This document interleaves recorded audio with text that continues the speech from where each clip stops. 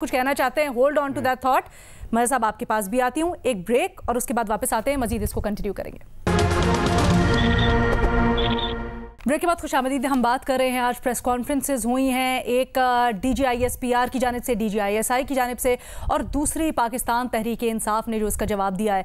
इसके ऊपर एक नुक्ता हमने डिस्कस किया, जब पाकिस्तान तहरीक इंसाफ ये कहती है कि कोई गैर आइनी बात नहीं है अगर वो इस्टेब्लिशमेंट से अपना असर और रसूख इस्तेमाल करने का कहते हैं। तो दूसरा नुक्ता ये भी निकलता है कि अब जब कॉल दे दी है मार्च की, और अभी पाकिस्तान तहरीक इंसाफ के रहनुमाओं ने ये भी कहा कि हम एज पर प्लान जाएंगे, तो फिर मज़ी साहब क्या समझते हैं आप, क्या मकसद रह जाता है या कितनी जान रह जाती है इस लॉन्ग मार्च में?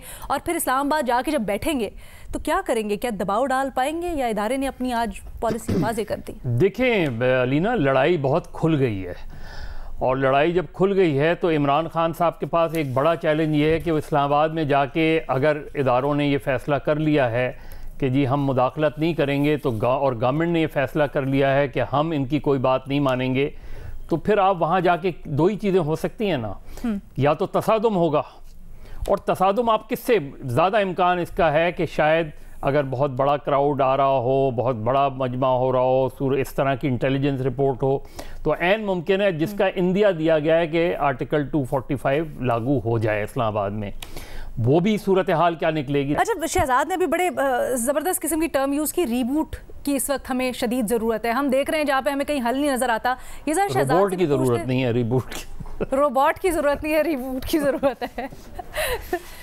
लेकिन मुनीब, आपसे पहले मैं पूछना चाहूँगी, आप क्या समझते हैं ये लॉन्ग मार्च अब खान साहब कल से करने जा रहे हैं, फिर 4 नवंबर को कहते हैं इस्लामाबाद पहुँचेंगे, इसके दरमियान में आप किस तरह से इसको टर्न आउट करता हुआ देखते हैं? क्या आप समझते हैं कि खान साहब का लॉन्ग मार्च अभी भी उसकी अफादियत है, खान साहब के लॉन्ग मार्च में जान है, और फिर वहाँ पर क्या कर लेंगे वो, या आवाम की सपोर्ट है अभी उनके साथ जो सबसे डिसाइडिंग फैक्टर है? देखिए, सबसे पहले तो बड़ी जो अभी शहजाद ने बात की वो बड़ी मैच्योर बात है कि रीबूट करने की ज़रूरत है, और काश इसका एहसास सबको होता कि हर एक को थोड़ा सा एक कदम पीछे जाना चाहिए।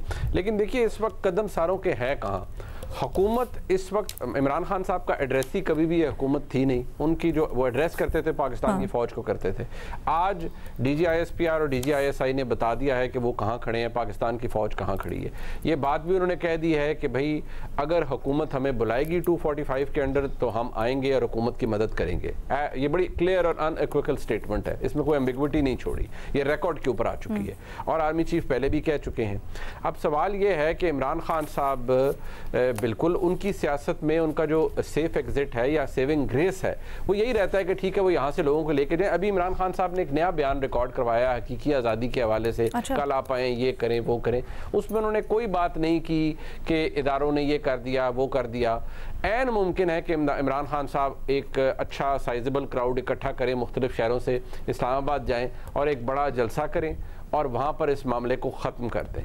देखिए, इस बात का इदराक इमरान खान साहब और उनके जो करीबी रुकां हैं उनको हो चुका है कि भाई हम इस पोजीशन में नहीं हैं कि हम हुकूमत को मजबूर कर सकें। अगर ये दोबारा भी इस्लामाबाद अब पहुँचते हैं और ये अपनी तरफ से कुछ ऐसा कोशिश करते हैं, और अगर ये इनकी एफर्ट नहीं कामयाब होती तो इमरान खान साहब के लिए सुबकी होगी। लिहाजा शायद वो इसको धरना ना बनाएं और इस्लामाबाद तक एक लॉन्ग मार्च करें, पूरे हफ्ते का इवेंट करें, तकारीर करें, जगह जगह पर लोग इकट्ठे हों, एक मजमा बने, एक जलसा हो, फिर वहां जाके और फिर इसको कंक्लूड कर दें। एग्जैक्टली, उसका इंप्रेशन ये बन जाएगा। लेकिन मुझे नहीं लगता कि इमरान खान साहब इस वक्त उनकी ये पोजीशन है कि वो पाकिस्तान की फ़ौज को मजबूर कर सकते हैं कि आप हुकूमत से इलेक्शन की डेट लें। ऐसा मुझे कुछ होता हुआ नहीं नजर आ रहा। शहजाद, आपकी इसके ऊपर क्या राय है? और अभी आप जब रीबूट की बात कर रहे थे तो ज़रा हमें ये भी समझाएं, ये रीबूट अब होगा तो कैसे होगा? खान साहब तो लॉन्ग मार्च लेके कल निकलने वाले। रिबूट तो ऑब्वियसली ऐसे होगा कि तमाम जो स्टेक होल्डर्स है, मैंने कहा उनको साथ बैठ के बात करनी पड़ेगी, एक सियासी फ्रेमवर्क डिसाइड करना पड़ेगा। और बहुत ही बेहतर होता है, जब वोट ऑफ नो कॉन्फिडेंस कामयाब हो गया था उस वक्त हुकूमत की भी यही समझ थी, सोच थी कि हम इलेक्शंस की तरफ जाते हैं, वो हो जाता, मामला बेहतर होते, लेकिन वो वक्त गुजर गया है। मैं आपसे एक दो और बातें भी करना चाह रहा था। देखिए, आज की बड़ी अहम प्रेस कॉन्फ्रेंस थी, लेकिन कुछ सवाल हमें उनके जवाब नहीं मिले। जैसे अभी कहा कि 2021 से पहले क्या आपकी मदाखलत थी, 2018 में क्या नवाज शरीफ को निकालने में, इमरान खान को लाने में आपका किरदार था, ये जवाब हमें नहीं मिले। सलीम साफी ने बड़ा पर्टिनेंट सवाल किया, बड़ा जबरदस्त सवाल था। दो हिस्से थे उनके सवाल के ना।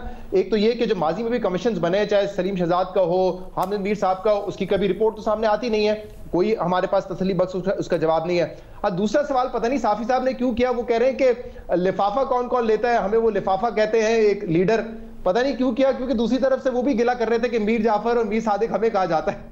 तो दोनों तरफ से गिला हो रहा था, वहां साफी गिला कर रहे कि हमें लिफाफा कह रहे हो, वो गिला कर रहे कि हमें मीर सादिक और मीर जाफर कहा जा रहा है। तो इन चीजों के जो सलीम साफी साहब ने सवाल किए कोई जवाब मिले नहीं। एक बड़ी इंपॉर्टेंट बात बेनजीर रही की, एक चीज कोई बताए, लेकिन अगर मैं कह सकूं तो जी जी जी जी मुनीर, एक अभी शहजाद साहब, ये वैसे आज बड़ी दिलचस्प बात है, आपने ठीक पॉइंट आउट किया। ये बात वैसे अभी कम से कम रिकॉर्ड के ऊपर आ गई है कि DGISI ने उनसे पूछा गया कि आपने 2018 में इमरान खान साहब को लाए गए, तो उन्होंने इस सवाल को ये नहीं कहा कि बेतुका सवाल है, ये नहीं कहा कि झूठ पे मबनी है। उन्होंने एक खास सी मुस्कुराहट के साथ कहा कि इसके ऊपर हम फिर किसी वक्त सैर हासिल गुफ्तगू करेंगे। यानी ये ऐसा नहीं है कि जो फैक्चुअल नहीं है, ये मुझे और आपको पता था, लेकिन अब तो रिकॉर्ड के ऊपर भी आ गया।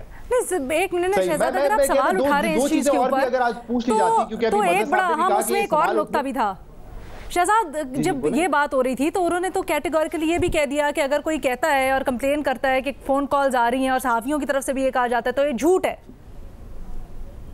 तो फिर तो ये भी फिर सवाल उठता है।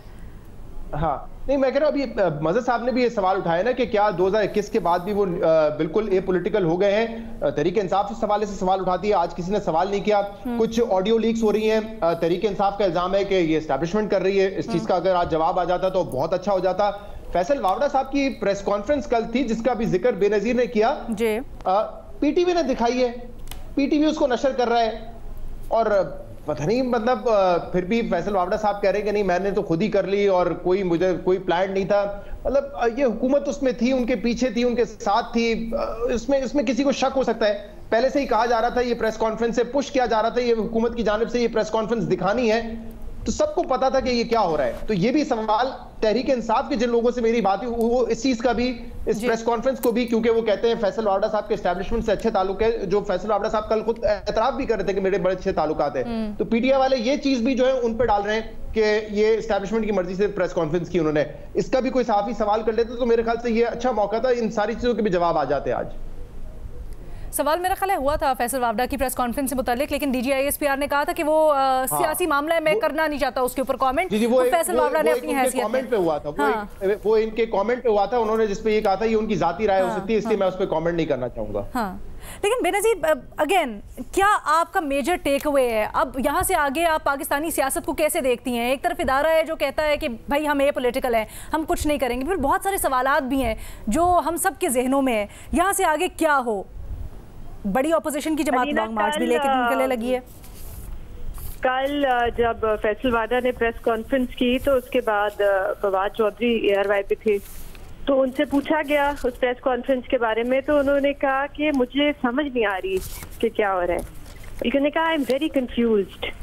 तो मेरे ख्याल से मेरे भी कुछ इसी किस्म के सेंटिमेंट हैं आपके सवाल के बाद, क्योंकि मुझे नहीं पता कि क्या हालात हैं। जिस तरह शहजाद ने भी कहा कि लग तो यही रहा है कि एक बड़ी खतरनाक मोड़ की तरफ हम जा रहे हैं, लेकिन क्या सिचुएशन बनती है, क्योंकि nobody is willing to take a step back, और ये एक बहुत डेंजरस सिचुएशन है जो अभी हमें इस वक्त लग रहा है। एक बात मैं जरूर कहना चाहूंगी, क्योंकि फैसल वावड़ा की प्रेस कॉन्फ्रेंस की बात हो रही थी, देखिए हुकूमत भी बहुत संजीदा नहीं लग रही मुझे, ये जो अरशद शरीफ की तहकीकात हो रही है ये पूरे मामले की। अब देखिए कल एक प्रेस कॉन्फ्रेंस करते हैं फैसल वावड़ा साहब, उनके हाथ में एक फोन है, वो लहरा रहे हैं अपना फोन और वो कह रहे हैं कि मेरे पास इसमें सबूत है, मेरी आखिरी वक्त तक अरशद शरीफ से बात हो रही थी।